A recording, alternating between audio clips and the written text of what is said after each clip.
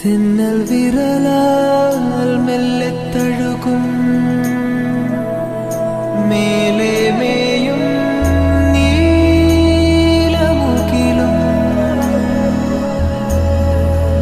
നിൻവേളി നാളിൽ ചേർന്നലിയേ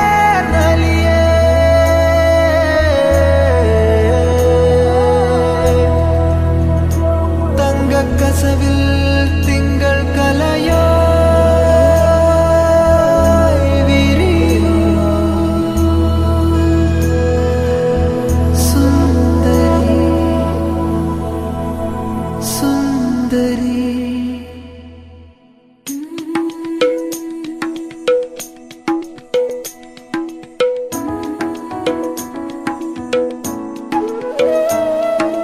പയ്യെ പയ്യെ എൻ പൂത്തുമ്പി പെണ്ണും തഞ്ചി തഞ്ചി നൂറിഷ്ടങ്ങൾ കുഞ്ചി പുഞ്ചിരി താരങ്ങൾ പൂത്തിടും രാവെത്തി കൂടെ പോരുകില്ലേ. അവളെ പരിചയപ്പെട്ടത് അവളെ അറിയാം, എനിക്ക് നേരത്തെ തൊട്ടേ അറിയാം. എൻ്റെ മൂത്താളിയൻ്റെ ആൻറ്റിയുടെ മോളാണ്. അപ്പോൾ അവളെ എനിക്ക് നേരത്തെ തൊട്ട് അറിയാം. പക്ഷേ കുറേ നാളായിട്ട് കണ്ട് പരിചയമൊന്നുമില്ല. പിന്നെ കഴിഞ്ഞ കൊല്ലം ഫെബ്രുവരിയിലാണ് കല്യാണ ആലോചനയായിട്ട് വന്നത്. അത് കഴിഞ്ഞ് പിന്നെ നമ്മൾ അങ്ങോട്ട് ഇങ്ങോട്ട് പരിചയമുള്ളതുകൊണ്ട് ഫസ്റ്റ് സംസാരിച്ചു. രണ്ടുപേർക്ക് ഓക്കെ ഇഷ്ടമായി. പിന്നെ ഫാമിലി തമ്മിൽ ഇഷ്ടമായി. അങ്ങനെ പിന്നെ കല്യാണത്തിൻ്റെ ടൈം ഒക്കെ ഫിക്സായി വന്നപ്പോൾ 1 വർഷം ഗ്യാപ്പായി. അങ്ങനെ കംപ്ലീറ്റ്ലി 1 വർഷം ആയപ്പോഴത്തേനും മാരേജ്. കഴിഞ്ഞ ഫെബ്രുവരി പരിചയപ്പെട്ടു, ആലോചന വന്നു. ഈ ഫെബ്രുവരിയിൽ ക്യാരക്ടർ എന്ന് വെച്ച് കഴിഞ്ഞാൽ എൻ്റെ കറക്റ്റ് ക്യാരക്ടറാണ്. ഞാൻ എന്താ ഊഹിക്കുന്നത് അതേപോലെ തന്നെ അവളും അതേപോലെ തന്നെയാണ്. ക്യാരക്ടറിൽ വലിയ വ്യത്യാസമോ കാര്യങ്ങളോ ഒന്നുമില്ല. പിന്നെ ഞാൻ എങ്ങനെയാണ് തിങ്ക് ചെയ്യുന്നത് അതേപോലെ തന്നെയാണ് അവളും തിങ്ക് ചെയ്യുന്നത്. ശരിക്കും പറഞ്ഞാൽ വിശ്വസിക്കാൻ പറ്റുന്നില്ല. ഇത് പെട്ടെന്ന് ഇപ്പോൾ 1 കൊല്ലം കഴിഞ്ഞ് പെട്ടെന്ന് 1 കൊല്ലത്തിന് മുന്നേ 1 കൊല്ലം കംപ്ലീറ്റ് ആയപ്പോഴത്തേനും കല്യാണം ആവുന്നൊന്നും പ്രതീക്ഷിച്ചില്ല. പിന്നെ എല്ലാം പെട്ടെന്ന് തൊട്ടൊന്നായി. ഇത് ഭാവനയുടെ ആലോചന കൊണ്ടുവന്നത് എൻ്റെ മൂത്താളിയും തന്നെയാണ്. മൂത്താളി എന്നോട് ഭയങ്കര വലിയ താങ്ക്സ്. ഫാമിലി എല്ലാവരും ഓക്കെയാണ്. ഫാമിലി എല്ലാവരും ഹാപ്പിയാണ്, കുഴപ്പമൊന്നുമില്ല. അവരുടെ ഫാമിലി ആണെങ്കിൽ നമ്മുടെ ഫാമിലി ആണെങ്കിൽ എല്ലാം ഓക്കെയാണ്. എല്ലാവരും നല്ല സന്തോഷത്തിലാണ്. വന്നോ പറഞ്ഞേ ഞങ്ങളെ എന്നാലും ചന്തൻചാർത്ത്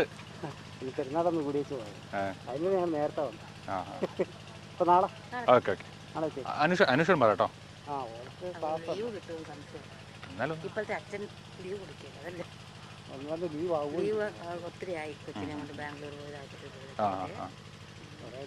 ചോദിക്കാൻ തന്നെ പേടി. ഓക്കെ ശരി.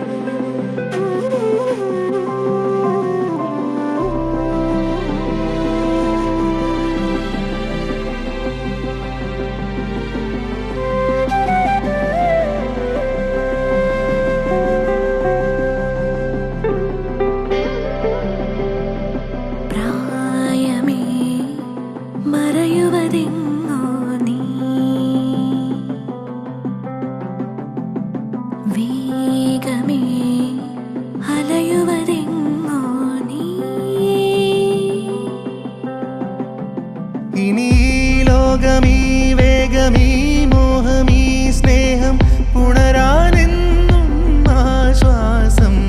ഇനി നിൻ രൂപം നിൻ നാദം നിൻ പാദം നിൻ ശ്വാസം അണയാതെന്നിൽ നീ.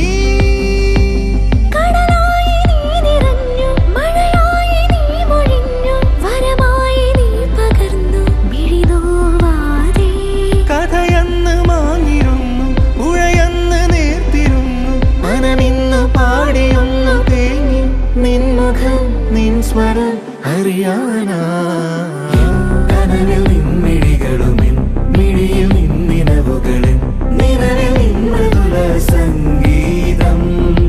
എൻ ശ്രുതിയിൽ നിൻവരികളുമിൻ വരിയിൽ നിൻമൊഴികളുമിൻ മൊഴിയിൽ നിൻ സ്നേഹ. ഞങ്ങളുടെ ഏക അനിയനാണ്. ഞങ്ങളുടെ കുഞ്ഞനിയനാണ്. നമ്മുടെ സുമിത്ത് എന്ന് പറയും പേര്. പിന്നെ നമുക്ക് ഏറെ പ്രിയങ്കരനാണ്. നമ്മുടെ കുഞ്ഞു കൂട്ടുകാരനും കൂടെ കൂടിയാണ്. പിന്നെ ഞങ്ങൾക്ക് കൊണ്ടുവന്ന് തരും. പറയണ താമസമേ ഉള്ളൂ. ഞങ്ങളോട് എന്നാ വേണം ചോദിച്ചുകൊണ്ടിരിക്കുക, എന്നാ വേണ്ടിയെന്ന്. അത്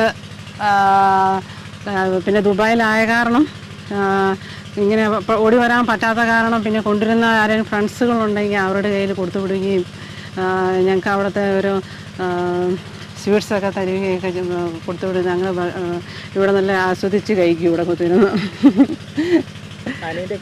അങ്ങനെ അവൻ അങ്ങനത്തെ വലിയ ഇതൊന്നും ക്യാരക്ടർ എന്ന് പറഞ്ഞാൽ അങ്ങനെ വലിയ സ്വഭാവം അങ്ങനെ ഇതൊന്നുമില്ല. എന്നാന്ന് ചോദിച്ചാൽ ഓർഡിനറിയാണ്. എന്നാന്ന് ചോദിച്ചാൽ ഫാഷൻ കുറവാണ്.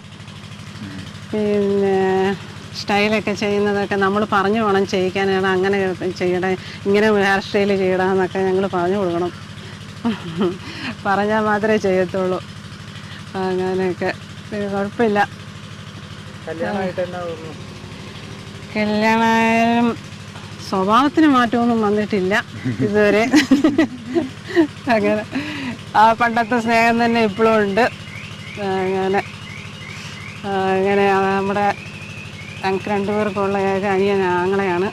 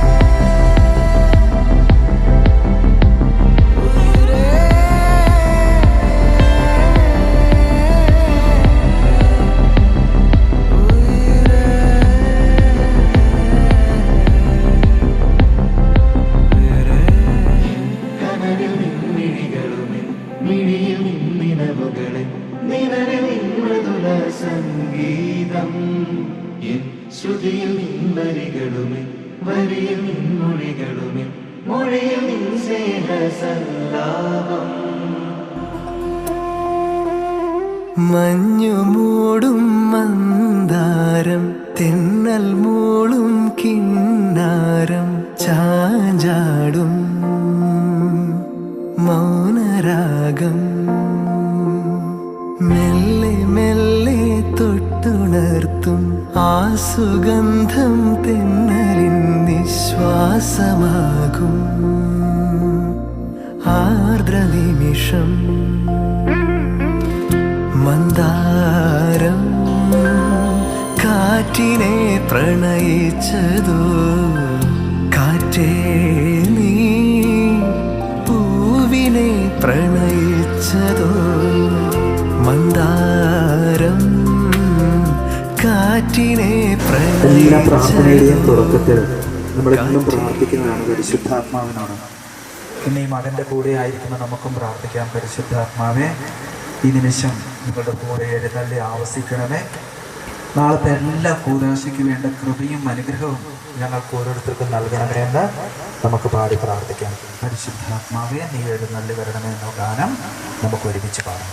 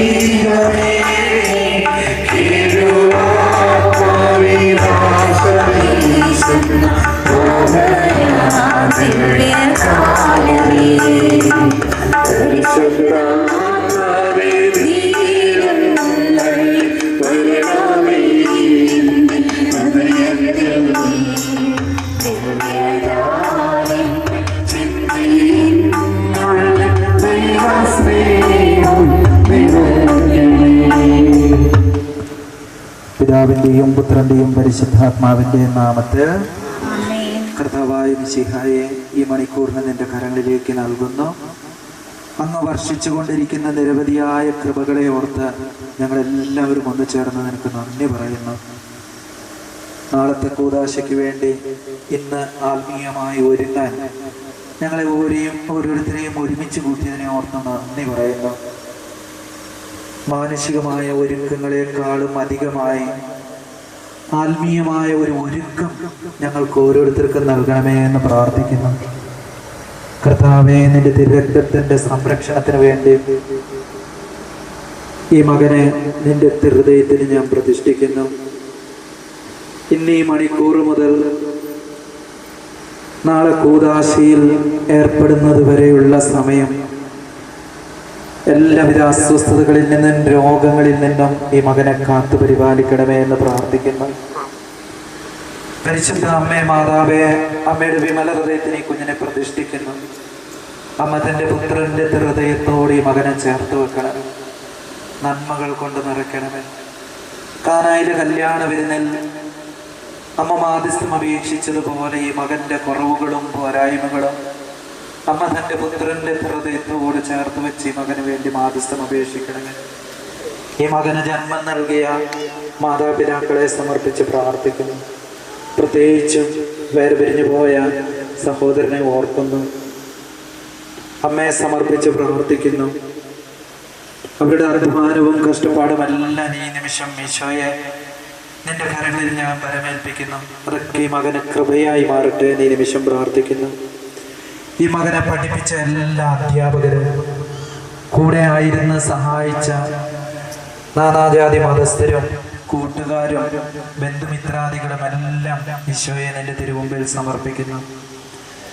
ഏറെ നിർമ്മലതയോടുകൂടെ നാളത്തെ കൂദാശയ്ക്ക് വേണ്ടി ഒരുങ്ങിക്കൊണ്ടിരിക്കുന്നവരെല്ലാവരെയും സമർപ്പിക്കുന്നു.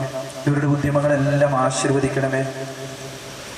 കർത്താവേ, നാളത്തെ കൂദാശയ്ക്ക് വരുന്ന വൈദികൻ മുതൽ ദേവഗിരി ഇടവകയിൽ നിന്ന് ഇങ്ങോട്ട് കടന്നു വരുന്ന ഓരോ കുടുംബാംഗങ്ങളെയും സമർപ്പിച്ച് പ്രാർത്ഥിക്കുന്നു. ശക്തിപ്പെടുത്തണമേ, സംരക്ഷിക്കണമേ എന്ന് പ്രാർത്ഥിക്കുന്നു. ആത്മീയവും ഭൗതികവും എല്ലാ കാര്യങ്ങളും വിശുദ്ധീകരിക്കണമേ. യൗസേപ്പിതാവേ, ഈ ഭവനത്തിന്റെ താക്കോല് നിന്റെ കരങ്ങളിൽ ഞാൻ ഏൽപ്പിക്കുന്നു. ഈ നിമിഷം മുതൽ ഇവരുടെ എല്ലാ ഉത്തരവാദിത്വം നീ ഏറ്റെടുക്കുകയും തന്റെ പുത്രനോട് ഇവർക്ക് വേണ്ടി മാധ്യസ്ഥം അപേക്ഷിക്കണമേ. പിതാവേ,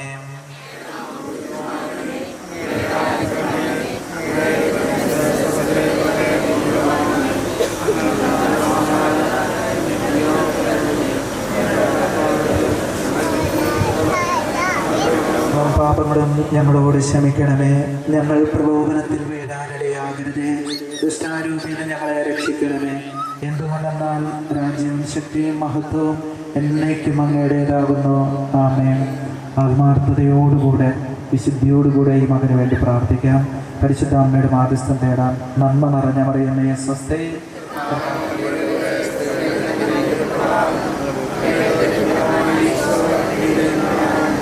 പരിശുദ്ധ മറിയമേ തമ്പുരാന്റെ അമ്മേ, പാപികളായ ഞങ്ങൾക്ക് വേണ്ടി ഇപ്പോഴും ഞങ്ങളുടെ മരണസമയത്തും തമ്പുരാനോട് അപേക്ഷിച്ചുകൊള്ളണമേ. അമ്മേ. നന്മ നിറഞ്ഞ മറിയമേ സ്വസ്തി. കർത്താവ്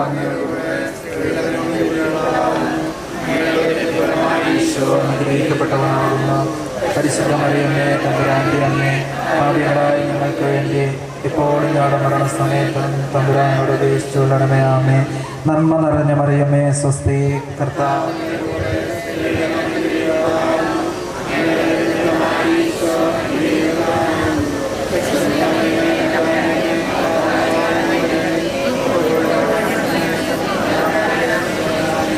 പിതാവിനും പുത്രനും പരിശുദ്ധാത്മാവിനും സ്തുതി.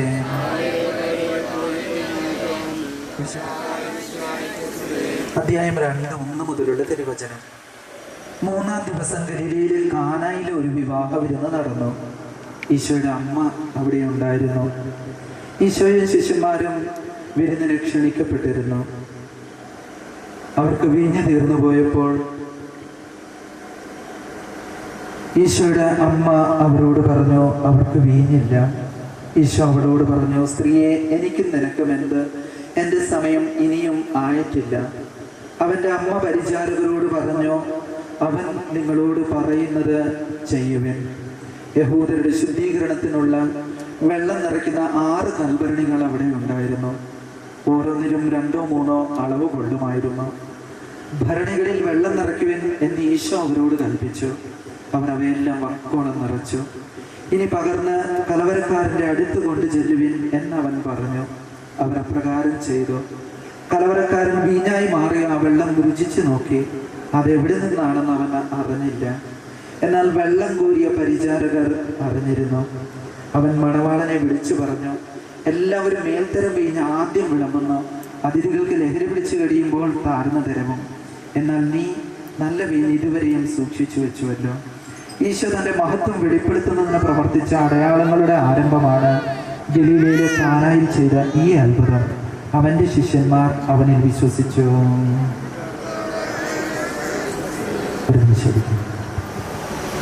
ഒരു സന്തോഷത്തിൻ്റെ നിമിഷമാണ് അല്ലേ? തുടർന്ന് മധുരം വെപ്പൊക്കെയാണ്. അപ്പം നമുക്കറിയാം, ഒരു കൂദാശയ്ക്ക് മുമ്പ് നമ്മൾ എന്തുകൊണ്ടാണ് പ്രാർത്ഥിച്ചൊരുങ്ങുന്നത്? കൃപയിൽ ഇതെല്ലാം നടക്കാൻ വേണ്ടിയാണ്. നമുക്കറിയാം, നമ്മുടെ പാരമ്പര്യമനുസരിച്ച് എല്ലാം കുരിശ് വരച്ചാണ് തുടങ്ങുന്നത്. കർത്താവിൻ്റെ കുരിശിന് നമ്മെ തന്നെ സമർപ്പിച്ചാണ് തുടങ്ങുന്നത്. അതെങ്ങനെയാണ് സമർപ്പിക്കേണ്ടത്? വിശുദ്ധിയോടുകൂടെയാണ് സമർപ്പിക്കേണ്ടത്. എഫെസോസുകാർക്ക് എഴുതിയ ലേഖനത്തിലെ 5-ാം അധ്യായം എടുത്തു വായിക്കുമ്പോൾ നിങ്ങൾ കാണുന്നുണ്ട് ഒരു ഭാര്യയും ഭർത്താവും എന്തായിരിക്കണമെന്ന്. അവിടെ പറയുന്നുണ്ട്, ക്രിസ്തു സഭയുടെ ശിരസ്സാണെന്ന്. അല്ലേ? ഭാര്യയുടെ ശിരസ് ആരാണ്? ഭർത്താവാണ്. അപ്പോൾ ഭാര്യയും ഭർത്താവും ഒരുമിച്ച് ഒരു മനസ്സോടുകൂടെ മുട്ടുകുത്തി തൻ്റെ മകന് വേണ്ടി പ്രാർത്ഥിക്കേണ്ട മണിക്കൂറുകളാണിത്. അല്ലേ? നമ്മുടെ സഹോദരനെ കുടുംബത്തിലില്ല, വേർപിരിഞ്ഞു പോയെങ്കിലും നിത്യതയിലായിരുന്നു കൊണ്ട് പുത്രനായ മിശിഹായോട് ഈ മകന് വേണ്ടി മാധ്യസ്ഥം അപേക്ഷിക്കുന്നു എന്നതിൽ ഒരു സംശയവുമില്ല. ഇന്ന് നിങ്ങൾ ഈ മകന് വേണ്ടി നന്നായി പ്രാർത്ഥിക്കണം, പ്രാർത്ഥിച്ചൊരുങ്ങണം. അല്ലേ? അപ്പനും അമ്മയൊക്കെ ഇന്നാണ് ഏറ്റവും കൂടുതൽ ഈ മകന് വേണ്ടി കർത്താവിൻ്റെ മുമ്പിൽ മുട്ടുകുത്തേണ്ടത്. നിങ്ങൾ ഇവിടെ ചെയ്യുന്ന ഭൗതികമായ കാര്യത്തെക്കാളും വിലയുള്ളതാണ് ആത്മീയ കാര്യം. അതെത്രമാത്രം നിർമ്മലതയോടെ ചെയ്യുന്നു എന്നുള്ളതിലാണ് മഹത്വം അടങ്ങിയിരിക്കുന്നത്. വിശുദ്ധി ഇല്ലാതെ ഈ മകന് വേണ്ടി പ്രാർത്ഥിക്കുകയാണെങ്കിൽ, വിശുദ്ധി ഇല്ലാതെ ഈ കൂദാശയ്ക്ക് വേണ്ടിയാണ് നിങ്ങൾ ഒരുങ്ങുന്നതെങ്കിൽ ഈ മകന് കിട്ടേണ്ട കൃപയ്ക്ക് തടസ്സം ആരാണ്? നിങ്ങളാണ്. അപ്പോൾ അറിവ് നിങ്ങൾക്ക് ഉണ്ടായിരിക്കണം. വിശുദ്ധിയോടും യോഗ്യതയോടും കൂടെ വേണം ഈ മകനെ സമർപ്പിച്ച് ഈ ദിവസങ്ങളിൽ പ്രാർത്ഥിക്കാൻ. അതിന് എത്രമാത്രം പരിത്യാഗം ചെയ്യാൻ നിങ്ങൾക്ക് സാധിക്കുമോ അത്രമാത്രം പരിത്യാഗം ചെയ്യണം. അതാണ് ഈ മകന് നിങ്ങൾക്ക് കൊടുക്കാൻ പറ്റുന്ന പുണ്യമെന്ന് പറയുന്നത്. അപ്പം അത് നമുക്ക് അതിനുവേണ്ടി പ്രത്യേകം പ്രാർത്ഥിക്കാം. കുറവുകളും പോരായ്മകളും ഈ ലോകത്തിൽ എല്ലാവർക്കും ഉണ്ട്. പക്ഷെ കുറവുകൾ നിറവാക്കുന്നവൻ നമ്മുടെ മധ്യമുണ്ട്. അവനോട് പ്രാർത്ഥിക്കുക. ഈ മകന് വേണ്ടി പ്രത്യേകം മാധ്യസ്ഥം അപേക്ഷിക്കുകയും ചെയ്യാം. നാളത്തെ ദിവസത്തിൻ്റെ എല്ലാ കർമ്മങ്ങളും മംഗളമായി തീരട്ടെ എന്ന് അച്ഛൻ പ്രത്യേകം പ്രാർത്ഥിക്കുകയും ചെയ്യുന്നു. സുമിത്തിന് വലിയ പരിചയമൊന്നും എനിക്കില്ല.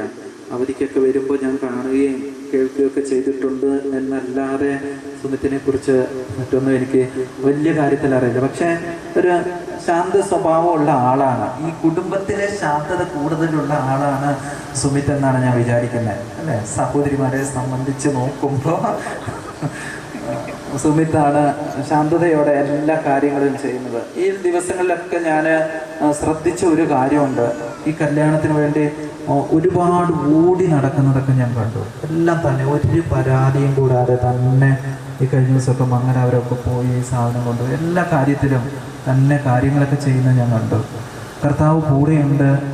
പപ്പായുടെ എല്ലാ അനുഗ്രഹവും പ്രാർത്ഥനയും മകൻ്റെ കൂടെ ഉണ്ട്. അത് പപ്പയുടെ മാധ്യസ്ഥമൊക്കെ തേടി നാം പ്രത്യേകം പ്രാർത്ഥിക്കണം.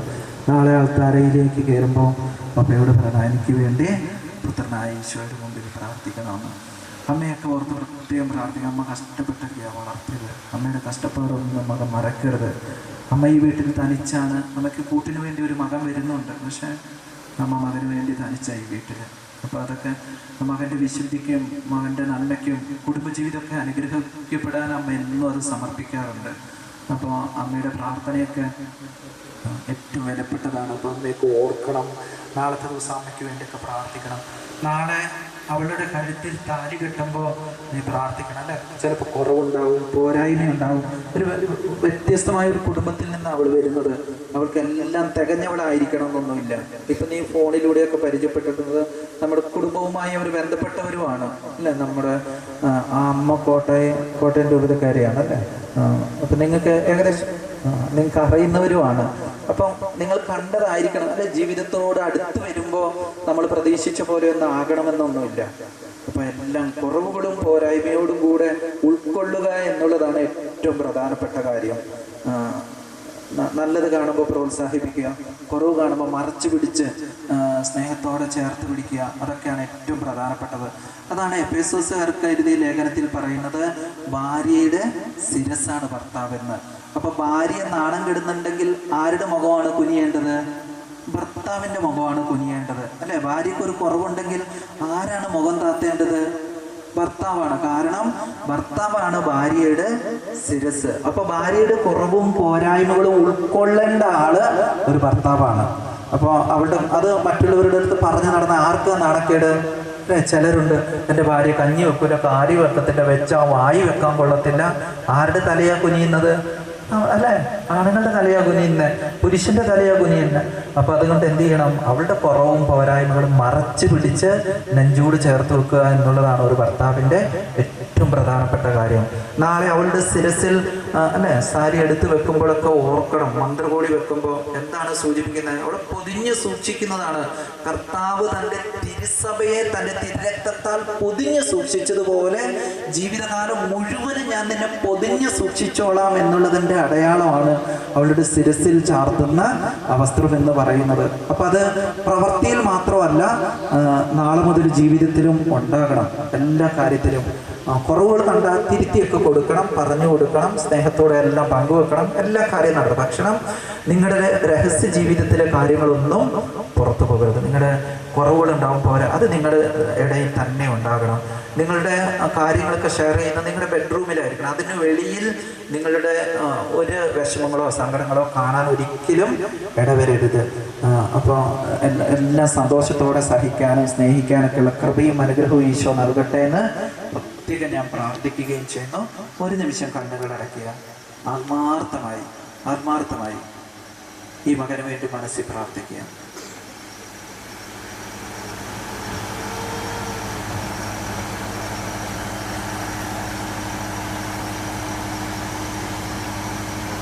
കർത്താവേ, ഈ മകൻ്റെ പപ്പായുടെ അസാന്നിധ്യത്തിൽ നീ മകൻ്റെ കൂടെയായിരുന്നു സഹായിക്കണമേ എന്ന് പ്രാർത്ഥിക്കുന്നു. പരിശുദ്ധ അമ്മേ മാതാവേ, ഈ മകൻ്റെ കൂടെയായിരുന്ന എല്ലാ കാര്യങ്ങളും നന്നായി ചെയ്യാൻ അമ്മ സഹായിക്കണമേ. നാളത്തേക്കുള്ള ഒരുക്കങ്ങളെല്ലാം ഒരിക്കൽ കൂടി അമ്മ മകൻ്റെ ഹൃദയത്തോട് ചേർത്ത് വെക്കണമേ എന്ന് പ്രാർത്ഥിക്കുന്നു. ഇവിടെ ഒരുമിച്ചായിരിക്കുന്ന ഇവരുടെ എല്ലാ പ്രാർത്ഥനകളും അമ്മ സ്വീകരിച്ച് ഇവർക്ക് വേണ്ടി അമ്മ പ്രത്യേകം മാധ്യസ്ഥം ഉപേക്ഷിക്കാൻ തൻ്റെ പുത്രനോട് പ്രാർത്ഥിക്കണമേ. യൗസേപ്പ് പിതാവേ, നിന്റെ സാന്നിധ്യത്തെ പ്രത്യേകം ഓർക്കുകയും നന്ദി പറയുകയും ചെയ്യുന്നു. സകല വിശുദ്ധര മാലാഖമാരെ ഞങ്ങൾക്ക് വേണ്ടി പ്രാർത്ഥിക്കണമേ. നമ്മുടെ കർത്താവായ ശംസിഹായുടെ കൃപയും പിതാവായ ദൈവത്തിൻ്റെ സ്നേഹവും പരിശുദ്ധാത്മാവിൻ്റെ സഹവാസവും നാം എല്ലാവരും കൂടെ ഉണ്ടായിരിക്കട്ടെ, ഇപ്പോഴും എപ്പോഴും എന്നേക്കും. സമയത്ത് വരണം. നാളെ നിങ്ങൾ കൃത്യസമയത്ത് വരാതെ മറ്റുള്ളവർക്ക് ഒരു അസൗകര്യം ഉണ്ടാകാൻ ഒരു കാരണവശാലും ഇടവരുത്തരുത്. നാളെ ഒരുങ്ങിയൊക്കെ പെട്ടെന്ന് വരണം. ഇന്ന് കടക്കുമ്പോഴെല്ലാം ഈ മകന് വേണ്ടി പ്രാർത്ഥിക്കണം. ഈ മകൻ്റെ ജീവിതം വിശദീകരിക്കുന്നതായിരിക്കണം നിങ്ങളുടെ സ്വപ്നം. അതായിരിക്കണം ഇന്ന് രാത്രി നിങ്ങൾക്ക് മൊത്തം പ്രാർത്ഥിക്കാനുണ്ടാകും. അടിച്ചു പൊളിക്കാനുള്ള എല്ലാ സാഹചര്യവും ഉണ്ട്. അപ്പോൾ അതുകൊണ്ട് അതൊക്കെ ഒന്ന് മാറ്റിവെച്ച് ഈ മകന് വേണ്ടി പ്രത്യേകം പ്രാർത്ഥിക്കണം കേട്ടോ. അച്ഛൻ പ്രത്യേകം പ്രാർത്ഥിച്ചോളാം. നാളെ നമ്മുടെ ഷാജി വെട്ടന്തരത്തിൽ അച്ഛനാണ് കെട്ടിക്കാൻ വേണ്ടി വരുന്നത്. അപ്പം അച്ഛനെയും കൂടെ സമർപ്പിച്ച് പ്രാർത്ഥിക്കുക. ഈശോ അനുഗ്രഹിക്കും കേട്ടോ. Good evening everyone. ഈ സായം സന്ധ്യയിലേക്ക് നിങ്ങൾ ഏവരെയും ഏറ്റവും സ്നേഹത്തോടെ സ്വാഗതം ചെയ്യുന്നു. വിവാഹത്തലേന്ന് ചെറുക്കൻ്റെ വീട്ടിൽ നടത്തുന്ന മനോഹരമായ ചന്തൻചാർത്ത് പരിപാടിയാണ് ഇപ്പോൾ ഇവിടെ നടക്കുവാൻ പോകുന്നത്. ആദ്യം തന്നെ നമുക്ക് ഈ സ്റ്റേജിലോട്ട് സുമിത്തേട്ടയുടെ ഫാമിലിനെ ഇൻവൈറ്റ് ചെയ്യാം. സുമിത്തേട്ടയുടെ അമ്മ ആലീസ് ആലപ്പാട്ട്, വല്യമ്മ അന്നമ്മ വടക്കേപ്പറമ്പിൽ, അമ്മാവൻ മത്തായിക്കുഞ്ഞ് വടക്കേപ്പറമ്പിൽ, പേരപ്പനായ ഫിലിപ്പ് ആലപ്പാട്ട്, തോമസ് അപ്പാപ്പൻ എന്നിവരെ ഏറ്റവും സ്നേഹപൂർവ്വം വേദിയിലോട്ട് ക്ഷണിക്കുന്നു. വിവാഹത്തലേന്ന് ചെറുക്കൻ്റെ വീട്ടിൽ നടത്തുന്ന ചടങ്ങാണ് ചന്ദൻ ചാർത്ത്. പഴയ കാലങ്ങളിൽ വരന്റെ മുഖം ആദ്യമായി ക്ഷൗര്യം ചെയ്തത് വിവാഹത്തലേന്നാണ്. അതിനെ അനുസ്മരിച്ചുകൊണ്ടുള്ള ചടങ്ങാണ് ചന്ദൻ ചാർത്ത്. ആദ്യമായി തന്നെ നമുക്കിതിനായിട്ടുള്ള മണർക്കോളം ഒഴുക്കുന്ന സജ്ജമാക്കുന്ന ചടങ്ങാണ്. അതിനായി പായവിരിക്കുന്നതിനായി അവകാശികളായ അനുചേച്ചിയെയും അഞ്ജുവിനെയും ക്ഷണിച്ചുകൊള്ളുന്നു. എടുത്തോ, ഫോട്ടോ എടുത്തോ. ചടങ്ങോ പാവിരിക്കുന്നൊരു ചടങ്ങോ ഒക്കെ. ഇനി പായയുടെ മുകളിൽ ചെറുക്കനിരിക്കുവാനുള്ള പീഠം സജ്ജമാക്കുന്ന ചടങ്ങാണ്. ഉയർന്ന പീഠം രാജസിംഹാസനത്തെയാണ് സൂചിപ്പിക്കുന്നത്. ഇതിനായി പൂജ ചേച്ചിയെ ക്ഷണിച്ചുകൊള്ളുന്നു. അവർ നോക്കണ്ട, അവിടെ കൊണ്ടുപോയിക്കുന്ന ആൾക്കാരെ നോക്കിയാൽ മതി.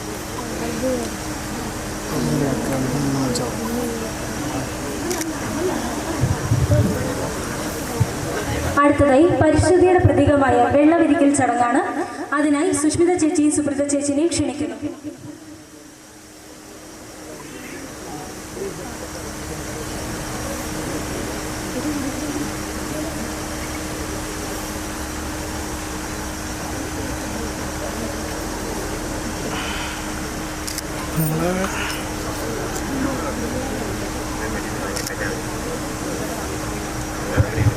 വെള്ളവിരിക്കൽ പരിശുദ്ധിയെ സൂചിപ്പിക്കുന്നതാണ്.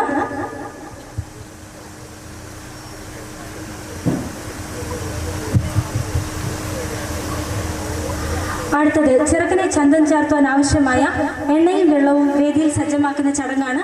അതിനായി ലിൻഷിയെയും സുഷ്മിത ചേച്ചിനെയും വേദിയിലോട്ട് ക്ഷണിക്കുന്നു.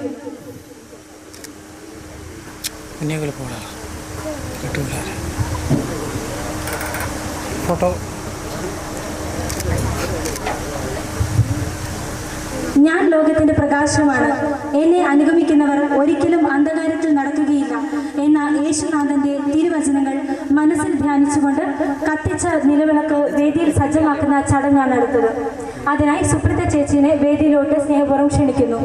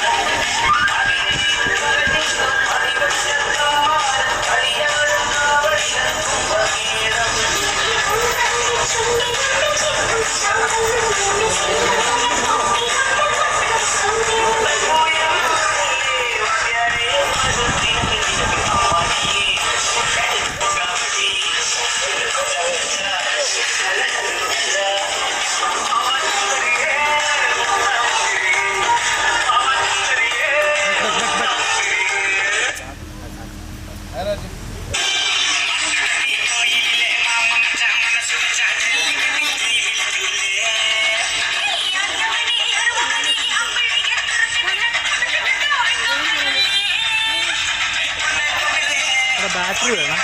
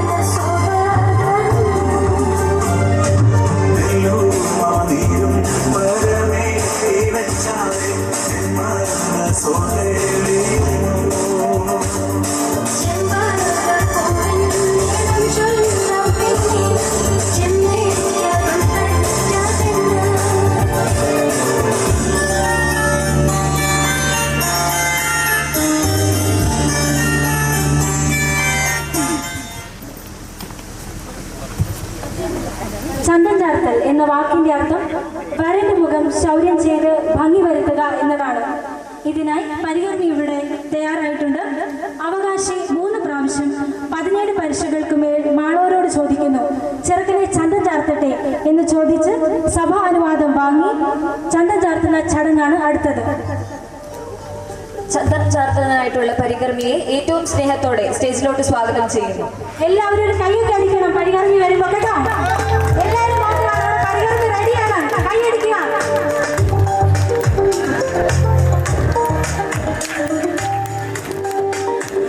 എല്ലാവരും പരികർമ്മിക്ക് നല്ലൊരു സപ്പോർട്ട് കൊടുത്തേ. ദൂരെയാണ് നമ്മുടെ പരികർമ്മി വരുന്നത്. അപ്പൊ എല്ലാവരും കൈയടിച്ച് സപ്പോർട്ട് ചെയ്യണം.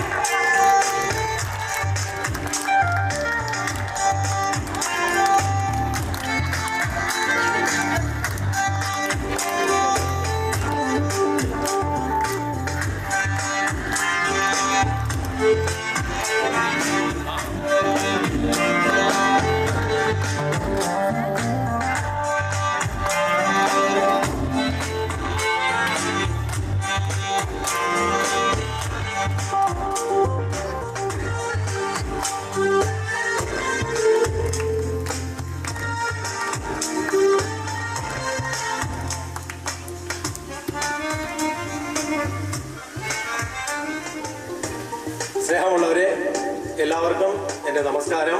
ഞാൻ നാണു, ഇത് എൻ്റെ ശിഷ്യൻ വേണു. ഇവിടുത്തെ ചെറുക്കനെ ചന്ദൻ ചാർത്തുവാനായി ഞങ്ങളെയാണ് ഏൽപ്പിച്ചിരിക്കുന്നത്. അതുകൊണ്ട് ഇവിടുത്തെ ചെറുക്കനെ ചന്ദൻ ചാർത്തി സുന്ദരനാക്കാനായിട്ട് ഞങ്ങൾ റെഡിയായി വന്നിരിക്കുകയാണ്. അതുകൊണ്ട് ചടങ്ങിലേക്ക് എത്രയും പെട്ടെന്ന് പ്രവേശിക്കാം.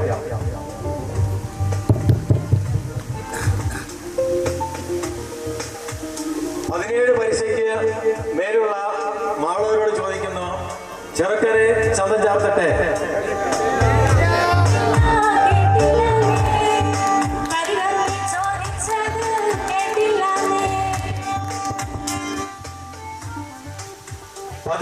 പരീക്ഷകൾക്ക് മേൽ മാളവരോട് ചോദിക്കുന്നു, മണവാള ചെറുക്കനായ പേരെന്താ പറഞ്ഞ മത്തായി, നല്ല പേര്, മത്തായിക്ക് ചന്ദൻ ചാർത്തട്ടെ.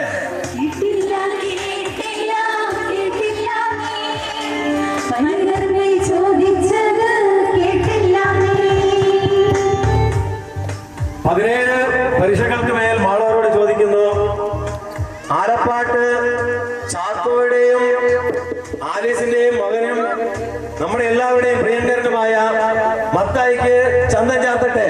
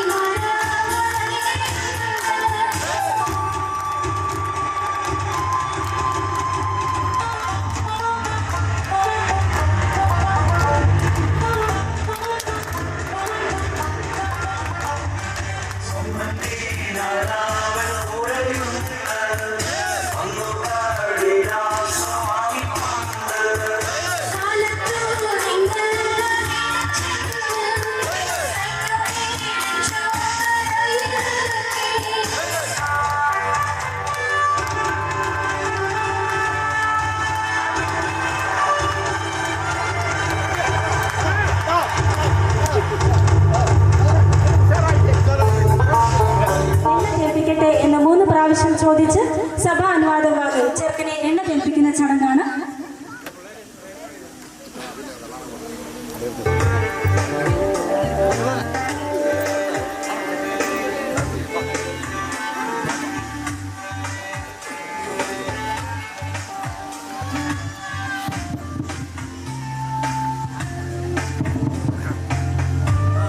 നമ്മുടെ മണവാള ചെറുക്കനെ എണ്ണ തേപ്പിക്കട്ടെ.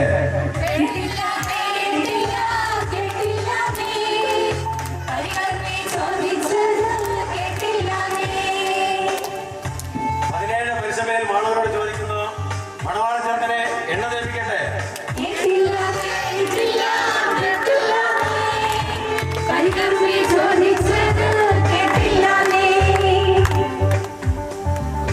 പതിനേഴ് പരീക്ഷയ്ക്ക് മാണവരോട് ചോദിക്കുന്നു, നമ്മുടെ എല്ലാവരുടെയും മുത്തായ മത്തായിക്ക് എണ്ണ തേക്കട്ടെ.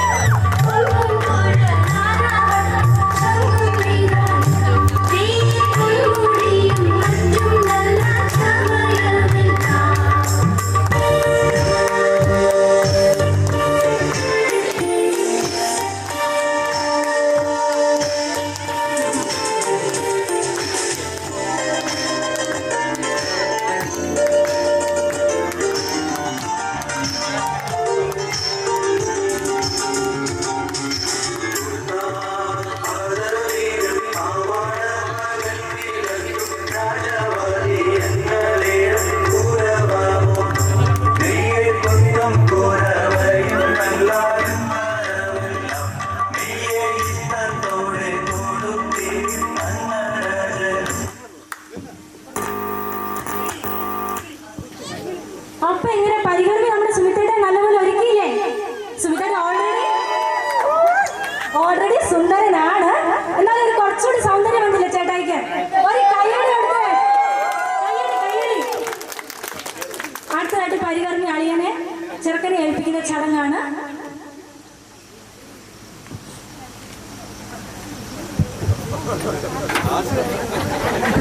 ചടങ്ങ് ഇത്രയും നന്നായി പരികർമ്മി ചെയ്തല്ലോ. പരികർമ്മിക്ക് ഇപ്പൊ പാരിതോഷികം കൊടുക്കണോ? നിങ്ങൾ പറ. നിങ്ങൾ പാസ്സാക്കിയില്ലെങ്കിൽ ഞങ്ങളോട് കുടിക്കില്ല. ഓക്കെ, അപ്പൊ പാരിതോഷികം കൊടുക്കുന്നതിനായി കുടുംബാംഗങ്ങളെ ക്ഷണിച്ചുകൊള്ളുന്നു.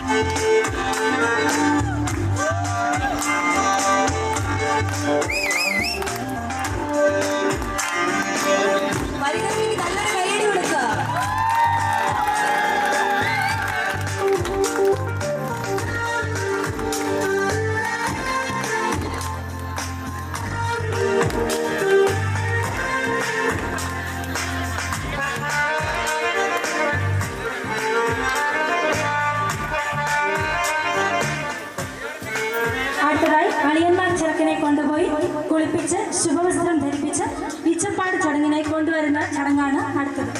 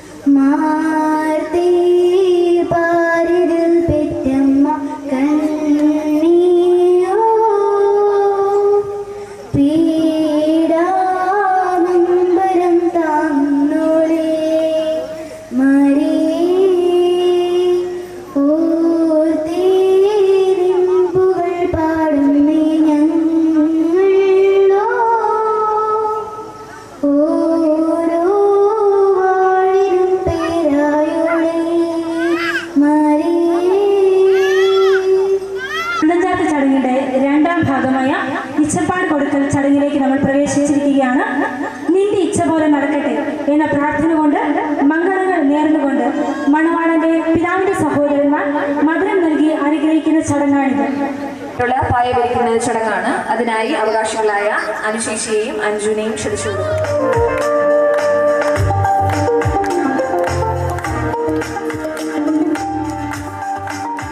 പീഠം സജ്ജീകരിക്കുവാനായി പൂജ ചേച്ചിയെ ക്ഷണിച്ചുകൊള്ളുന്നു.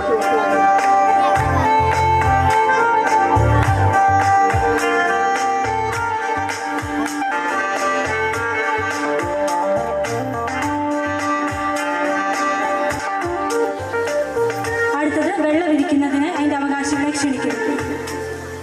ഇപ്പോൾ വെള്ളം വിരിക്കുന്നതാണ്.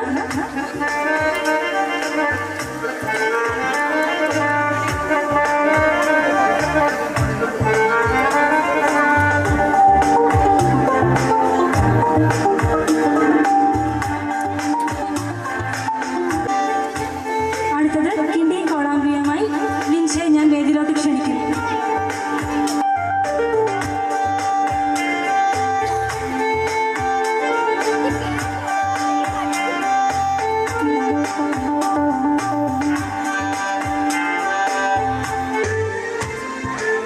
വെൺപച്ച വയ്ക്കാനുള്ള പീഠം നമ്മൾ വെള്ളം ഇരിക്കുകയാണ്.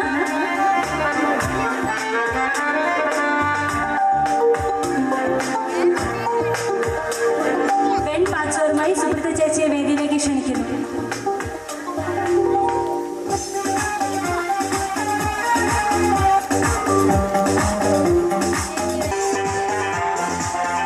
അടുത്തതായി വിളക്ക് സജ്ജീകരിക്കുന്നതിനായി സുപ്രീത ചേച്ചിയെ ക്ഷണിച്ചുകൊള്ളുന്നു.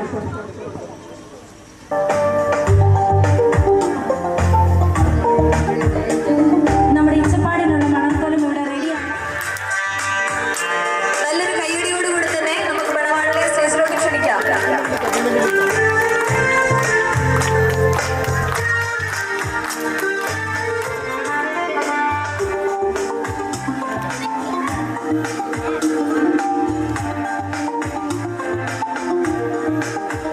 അടുത്തതായി ഇച്ചപ്പാട് കൊടുക്കുന്നതിനായുള്ള അതിൻ്റെ അവകാശിയെ വേദിയിലേക്ക് ക്ഷണിക്കുന്നു.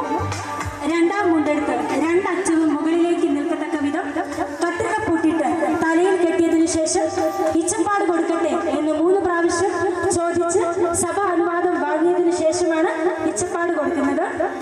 22 പദവികളിൽ തലപ്പാവ് കെട്ടുക എന്ന പദവിയാണ് ഇതിനെ സൂചിപ്പിക്കുന്നത്.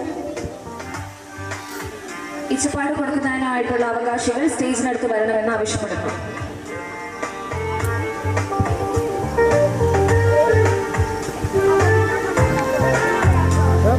തലക്കെട്ട് ഞാൻ കയ്യടി കൊടുത്തേ എല്ലാവരും.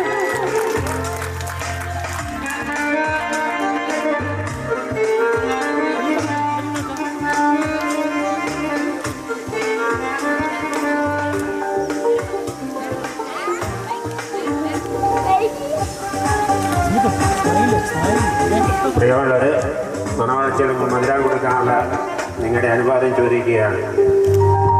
മണവാളച്ചെടുക്കിന് ഇച്ചപ്പാട് കൊടുക്കട്ടെ.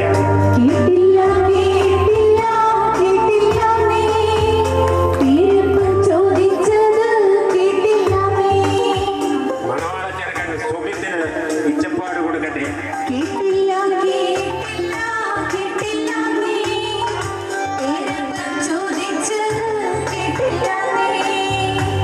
ആലപ്പാട്ട് ചാക്കോയുടെയും ആലീസിന്റെയും മകനായ സുമിത്തിന് മധുരം ഇച്ചപ്പാട് കൊടുക്കട്ടെ.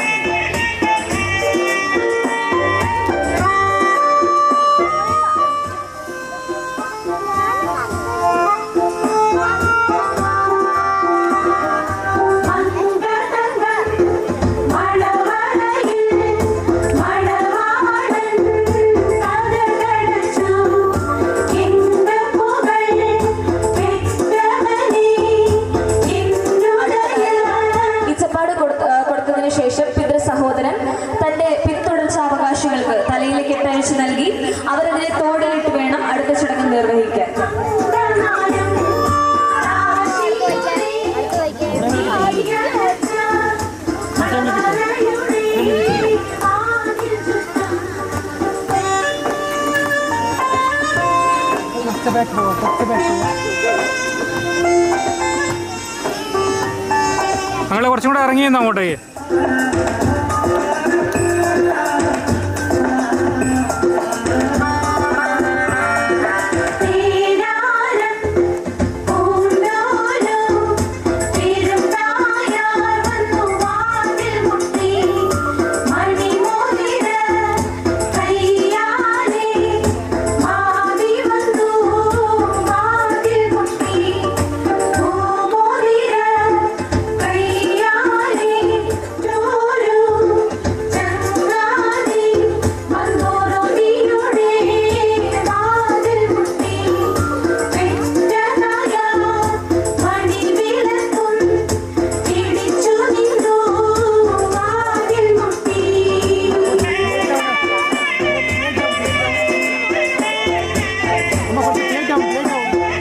അമ്മ